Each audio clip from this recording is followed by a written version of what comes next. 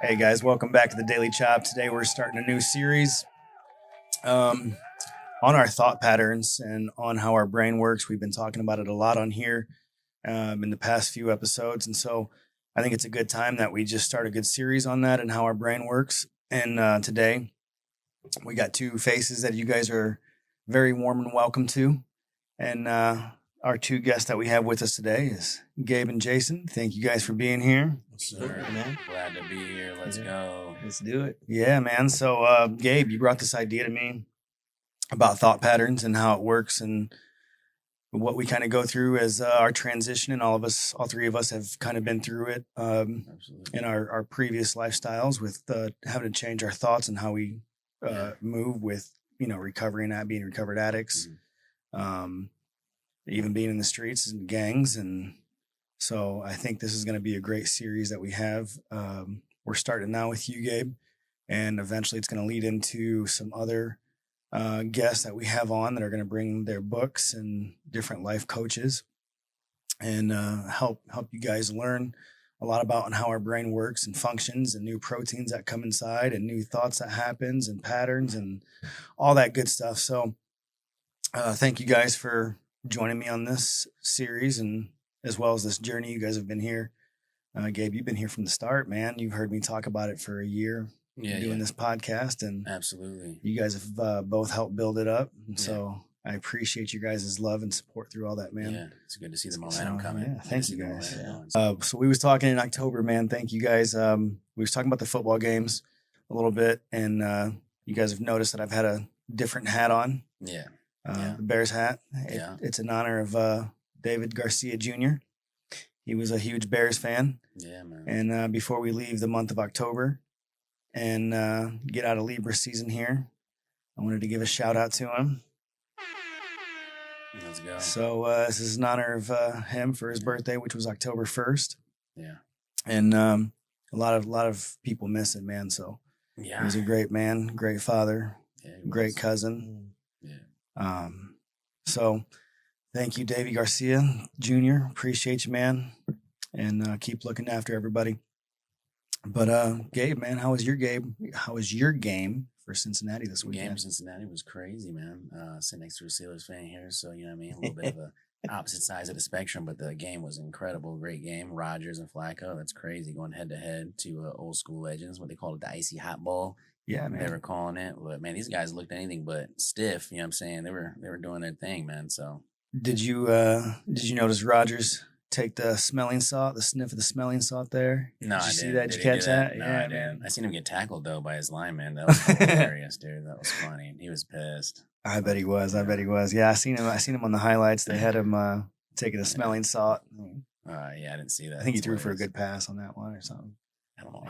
That's funny. Yeah. But we're gonna jump into this series, man. We've been talking about. Gabe, you brought it to me with our thought patterns. Yeah. And what brought you the idea, man? Well, man, I always been big on thought life and the way we think. Obviously, coming from a place of addiction, and we know the Bible talks a lot about our thoughts and taking our thoughts captive and renewing our minds. And just I try to, when I talk to people that especially are going through the things that I went through when it comes to addiction, and obviously talking with other men and pertaining to lust, because that's something that we all struggle with. These are things that are important to talk about. The mindset and how we change the mindset and what it looks like to renew our minds. Man. Because, that don't just happen overnight. You know what I'm saying? Especially when it comes to grown men like ourselves. Like, we're hardwired already to be the way we are. So it takes a lot of work, takes a lot of effort. You know what I'm saying? And that's I'm real big on that. So that's why I thought we could have a great discussion about that, get some like-minded folks together at the table and talk about this subject, because I think we got a lot to bring to it, especially coming from the backgrounds that we come from. Absolutely, man. So I think we've all experienced addiction and yeah, man, I think we could help a lot of folks out there when it comes to that. So that's absolutely true, man. What was one of the first things that you realized once you got sober? What was a thought pattern you noticed change? Man, a thought pattern that I noticed change. I don't know if I want to say I noticed it change, but noticed that I wanted it to change at least. And it's definitely about, I think I just had to change my lifestyle. I mean, this all starts with the lifestyle too, and things that you want to do. I mean, when it comes to addicts, man, we gotta have something that we replace our addiction with. You know what I'm saying? A passion or hobby, if you will. Yeah. I think one of the biggest things that I got into was trying to get into physical fitness, and so that was something that I had to do. I had to replace it, right? Replace those bad habits with something positive. But Yeah. that's something that I knew I had to do. As far as what I noticed change, I don't know if I really necessarily noticed anything change. I just knew that I didn't want to be that person anymore. So, that's and I always knew I didn't want to be that person. Obviously, growing up in a Christian home, believing in Christ all my life, always believed in God, always believed in Christ. I knew that wasn't the plan he had for my life. That wasn't me. That's not who I wanted to be. Unfortunately, got caught up in that. But I knew he would take me out of that. I knew God would be faithful, but I had to put the work into on my own. That's not something he just take you out of. Yeah. You gotta do that. You gotta make a choice. So just coming to that realization really helped me get out of that place. And obviously having a lot of good people around you too. So because it takes a family. Yeah. Take a whole family too. Absolutely. Sometimes, so It does, man. Now, when you started getting into your physical fitness, the discipline in that, right? So where did that start? What did that look like in that thought? Well, obviously, when it comes to working out and trying to go down this fitness journey, it's not always it don't come natural. Obviously, like I said, you got to replace these habits. So this is something that you got to definitely work towards, and getting into that mindset, disciplining yourself to do that, to go to the gym. And so it definitely takes being persistent and taking your thoughts captive, as we say, and doing the opposite really of what feels good. You know what I'm saying? Discipline, It don't feel good. It don't feel good always doing the right thing that you got to do. Because we like comfort, right? We're slaves to comfort, basically, man. We got nice, comfy couches and comfy beds, and frankly, I don't want to get out of that thing sometimes in the morning. But we know we got to. We know we got to Yeah. we got a whole day ahead of us, and we got children that count on us even, and so we got to get that, get our day started off right. So Absolutely. Now, so me for myself, I know I don't always want to go to the gym every day, right? But for you, I'm sure you get that same feeling. And what do you start with when you're talking about, man, you just got to do the things you don't want to do?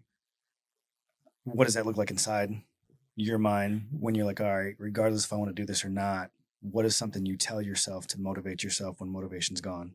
oh man, sometimes it's not even about man. Sometimes it's not really even telling yourself anything. It's just doing it. It's just like, nah, I got to do it. Well, I know how I'm gonna feel if I don't do it too, right? Yeah. Because there is that failure process. You go through your process of changing bad habits and habits. You're gonna go through that process of failure, and you know what that feels like when you fail. You know what that feels like when you fall short. When I don't go to the gym and I know that I missed a day, I'm mad at myself, dude. Yeah. I'm like, really, bro? Like, come on, bro. Now you got to make up for it. Now you got to make up for it. And you definitely don't feel any better by missing the gym. I never felt like I got more rest or something. Like you never get enough rest, man. Yeah. You just don't. I'm tired all the time.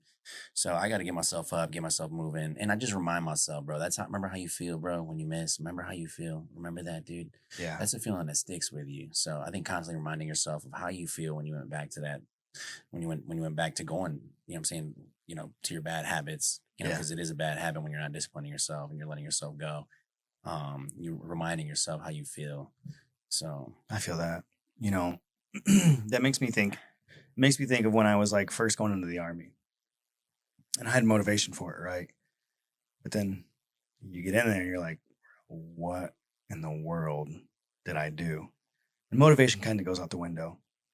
But I had to remember before that, when I first signed up, the thought I had was, I wonder what it's going to feel like when I graduate. I thought of the advancement of it. yeah, You know what I'm saying? And what it was like to get there. And I remember thinking about it, how I was going to feel. yeah, And then I got there and I was like, oh man, bro.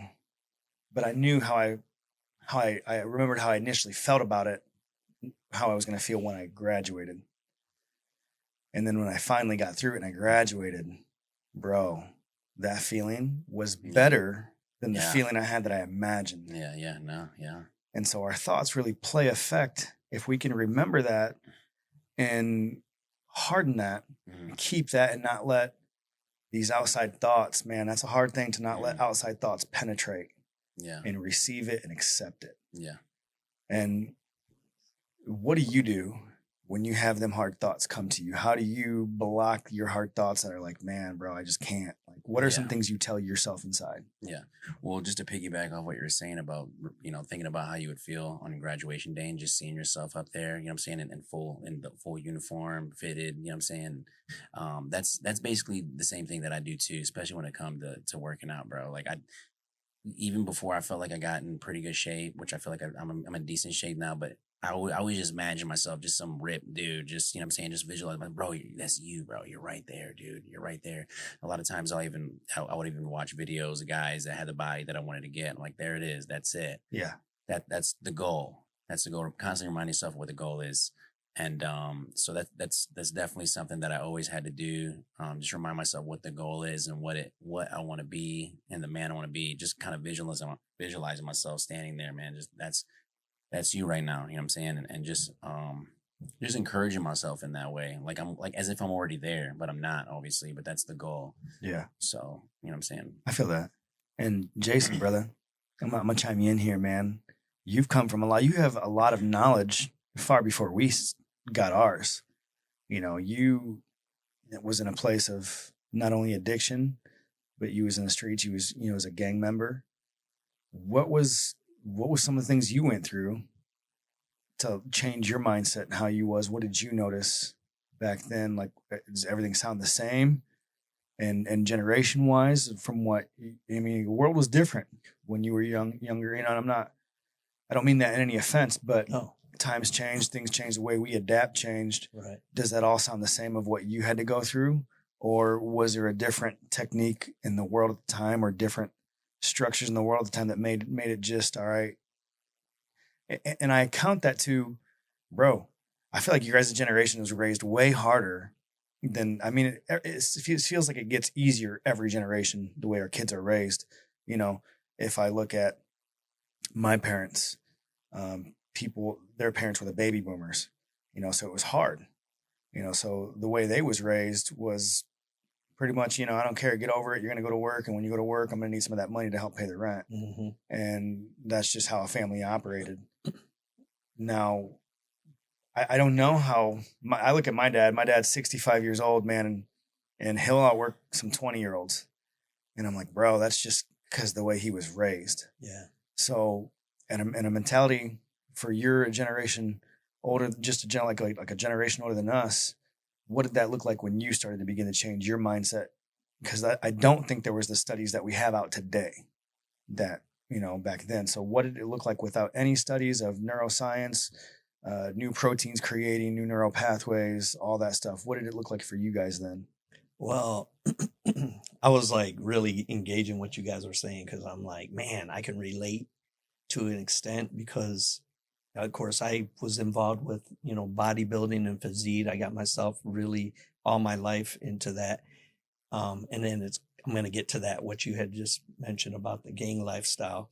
But, for me, when it came to, getting into the gym and everything like that, I remember prepping my mind the day before, knowing what I was going to do. And I would encourage myself by watching videos. And again, back then, though, we didn't have that videos or anything like that. But I had an example, my cousin that I seen, and I was like, man, he's my height. I'll look like that, So I thought to myself, and then we became partners. And then next thing you know, everyone thought we were brothers because we look alike. And then we had a real good place in our physique and everything like that. And we'd wear the same clothes and almost like that, right? But there was a pattern that was laid out for me. And I would look at that pattern and see it.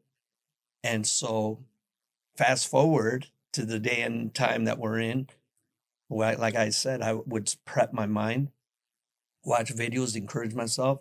I'd go in and boom, knock it out in the gym and get out of there. But guys, this week's episode was full and filled with a lot of knowledge. Once again, I'm going to break this down into a couple part series, but I want you to go back, rewatch it if you have to. There was a lot of vulnerability and honesty in all this. And this is something that we really need to take to heart and teach our young kids. So we need to focus on raising a better community, not just looking at ourselves. I know life is busy, but sometimes we have to slow down a bit and remember what all life entails, because when we forget, then it leaves important parts out to our kids that never get filled.